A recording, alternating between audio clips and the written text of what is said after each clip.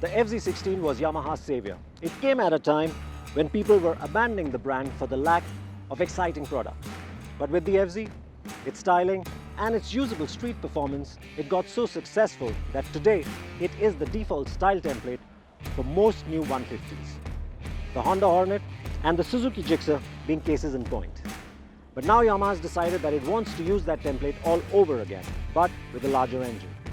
The new FZ, the new FZ25, no wonder it looks so familiar.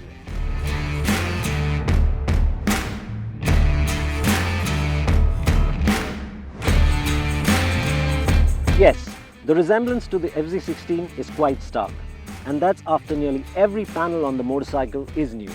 But the design of the front mudguard and that of the fuel tank, the side and tail panels, and the exhaust look completely inspired from the FZ16. The instrumentation follows a similar theme as well. It's an all-digital unit, but thankfully it throws up a bit more information, like average and instantaneous fuel economy readouts. The big change, of course, is the LED headlamp. It looks handsome, unique, and a bit space-age. But it could have been a bit bigger to go along with the overall muscular stance of the bike. The seating ergonomics are similar to the FZ16, so the handlebar is still upright and wide, the rider's seat is low, and the foot pegs are slightly rear set to add a bit of sportiness to what is otherwise a commuter-centric seating triangle. But this also means long hours in the saddle, especially in chock-a-block city traffic, won't leave you with aching arms or a sore back. The other telling change on the 25 is the bigger engine. It's a 249cc single-cylinder unit. It's not the most modern engine out there, with just 2 valves and no liquid cooling. Not surprisingly then, it doesn't exactly boast of great output figures. And the fact that it runs a 5-speed gearbox instead of a 6-speed unit we see on most modern machines won't have you jumping with excitement either.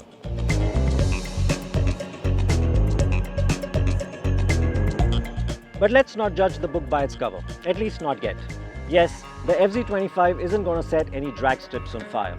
But if Yamaha has followed the FZ16 brief to the T, then at least the 25 will be fun to ride. Something it needs to be, especially when you consider that you have lesser capacity, cheaper but equally powerful motorcycles already in the market, the Apache 200 and the Pulsar NS 200.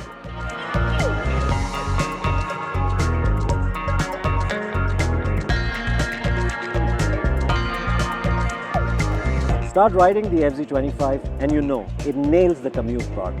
Because it's not very powerful, one can open gas hard and fast without a worry in the world. You don't have to be in the perfect gear all the time to make progress either. That's how early and flat the torque curve is. Only downside here are the vibrations, which come in a little early for our liking. The FZ is also a light motorcycle, and with a steering geometry that's anything but lazy, the FZ is quite flickable and light on its feet, especially when you're filtering through traffic. Plus, the good riding position gives you good leverage and control. And with the brakes that offer good bite and progression, it gives you the confidence to ride quicker but never nearing the edge.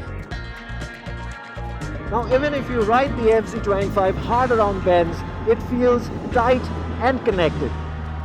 It's also very willing to just tip into a corner at a slight nudge of a handlebar. And then, once you've got it tipped over, it allows you the freedom to choose the line and the lean angle. So if you're going from a left into a right in quick succession, it's just effortless. It doesn't require any muscle whatsoever to be able to do that. And that again, with a connected front, it just makes for a really happy motorcycle. So after you've leaned over, you can get on the throttle hard and early, stabilizing the bike mid-corner, giving the rider confidence to carry more speed. And that's because no matter how hard you get on the gas and how soon you get on it, it will never really overwhelm the rear tire. So in that sense, it's sort of safe as well. Now it's only when you get to a open, straight road that you feel that the 25 could do with a little more power. Not that the FZ25 is slow, not by any stretch. You keep it pinned, and soon enough, you will be at 3-digit speeds without a problem. But it's just that being a 250cc motorcycle, you expect a little more spunk, a little more go, and a little more excitement. I quite like the FZ25. Yes, it has its shortcomings. There's no ABS, the quality at places is a bit flimsy, and then it just doesn't feel as exciting as a 250 should. But it has its younger sibling Spirit, and it's a fantastic machine to commute on. Then, when you get to the twisties, it handles it like it owns it. But what really works for me is the fact that this is a fun machine. Every time you get on board, it just puts a smile on your face. Plus, at around 1.4 lakh on the road, you don't have to sell your eye or kidney to get one. And that's just icing on the cake.